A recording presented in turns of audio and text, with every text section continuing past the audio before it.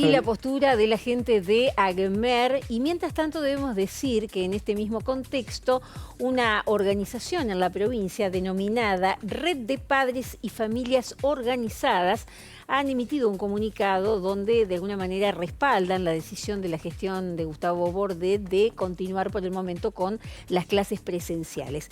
Vamos a hablar con una integrante precisamente de esta red, Paula Insani, Red de Padres y Familias Organizadas. Gracias, Paula, por atendernos. ¿Cómo estás? Buen mediodía. Buen mediodía, muchas gracias a ustedes por el llamado. Bueno, ¿están preocupados con esto que plantea AGMER? ¿Lo consideran de alguna manera entendible de parte de una organización gremial que debe velar también por la salud de las personas que conforman ese gremio? No, la verdad que no coincidimos en nada de lo que están planteando porque plantean algunas falacias y se basan en percepciones y no en estadísticas. Es decir, que los casos vienen aumentando.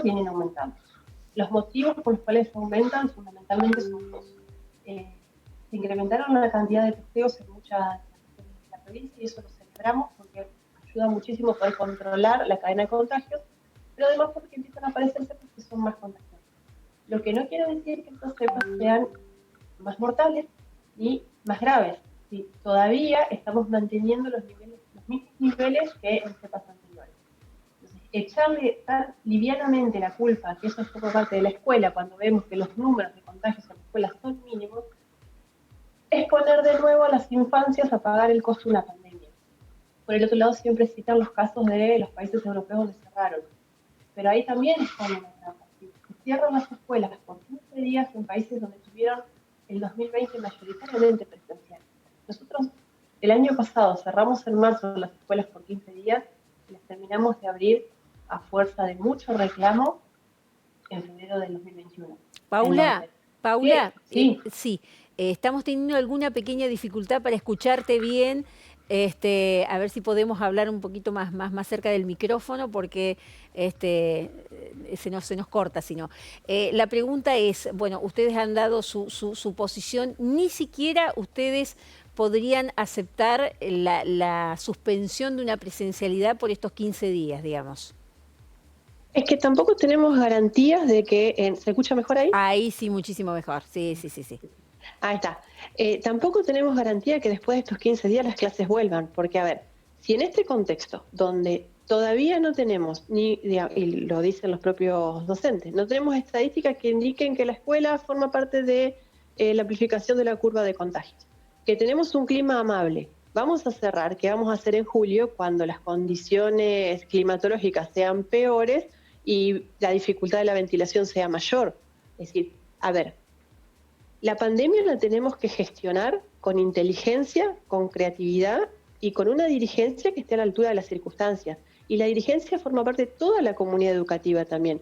Los docentes tienen que recordar, no los docentes, los gremios docentes tienen que recordar que el protagonista del proceso educativo es el alumno y el costo que pagaron el año pasado por no tener presencialidad es altísimo.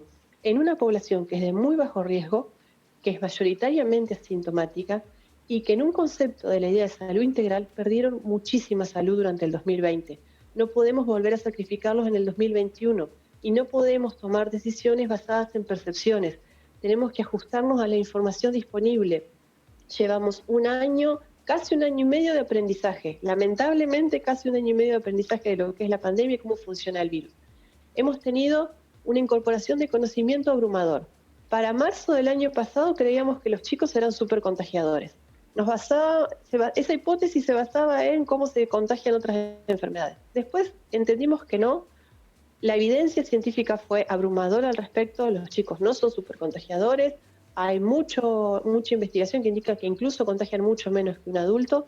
Las escuelas protocolizadas son lugares seguros. Si las escuelas, y esta es la segunda reflexión importante que me gustaría compartir con ustedes, las escuelas tienen uno de los protocolos más rígidos de todas las actividades, con algunos puntos que son casi irracionales con el aprendizaje que ya hemos acumulado. Si las escuelas no son lugares seguros, no puede quedar ninguna actividad abierta.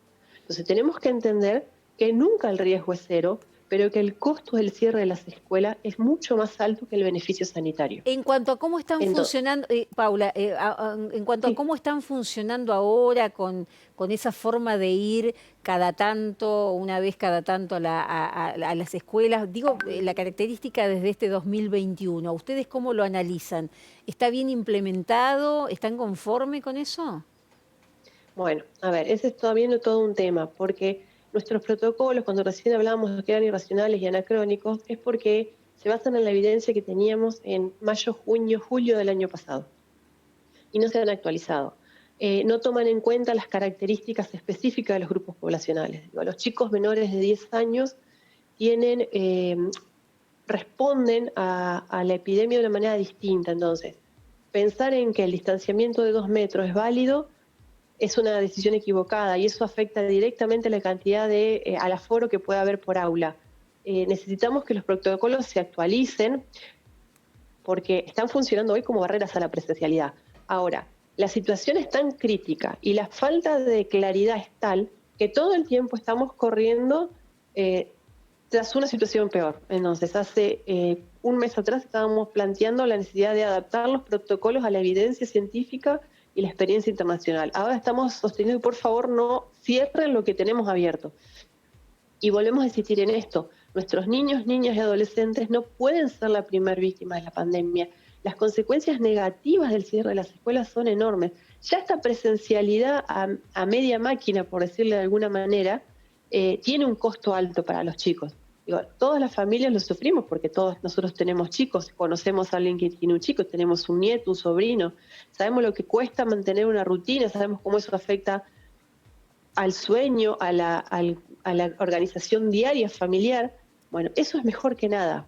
O sea, necesitamos llegar a un acuerdo como sociedad, que la educación es importante, pero también necesitamos tener un acuerdo de que como adultos tenemos una responsabilidad intergeneracional con nuestra adolescencia y nuestra niñez.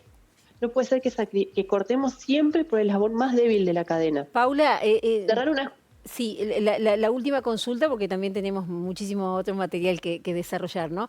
Pero digo, la postura de ustedes tiene que ver estrictamente cómo es o cómo se están desarrollando los casos y los contagios en Entre Ríos.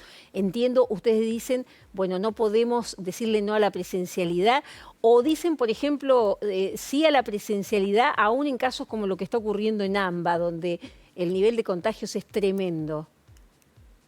Pero no tienen de nuevo que ver con la escuela. Digamos, a ver, en principio no hay ningún dato que afirme que la escuela amplifica los contagios. Entonces, ¿Y por qué cerrarían por qué cerrarían las escuelas, por ejemplo, en otros lugares del mundo? En algunos lugares, como por ejemplo Alemania, cerraron preventivamente las escuelas por la circulación de adultos y la posibilidad de encontrarse con los mayores.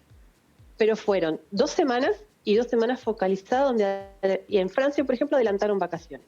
Pero después de todo un año de presencialidad, no es la misma situación.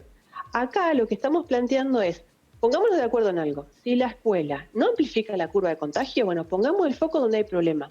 ¿Es la circulación de la escuela? Que tampoco está comprobado que sea. Bueno, organicemos la circulación alrededor de la escuela, pero no cerremos la escuela. Los docentes, algunos docentes nos planteaban que no les están llegando insumos. No están llegando insumos. Bueno, trabajemos todos para que el gobierno también cumpla con su parte, que es que les llegue insumos, equipo de protección personal o vacunación, porque también Entre Ríos está entre las peores provincias de performance de la cantidad de vacunas que llegan y la cantidad de vacunas que se aplican. Digo, pongamos el eje de la solución donde está el problema y no en el eslabón más débil, que es el cerrar las escuelas. Cerrar las escuelas es fácil, es la firma en un papel, pero abrirlas nos ha costado un año entero de estar tratando de pelear de una pelea David contra Goliat para que se entienda que nuestros niños también tienen derechos. Paula Insani, integrante de la Red de Padres y Familias Organizadas, muchísimas gracias por esta comunicación aquí con Telediario, ¿eh? Muchísimas gracias a ustedes por el tiempo. Hasta luego. Y obviamente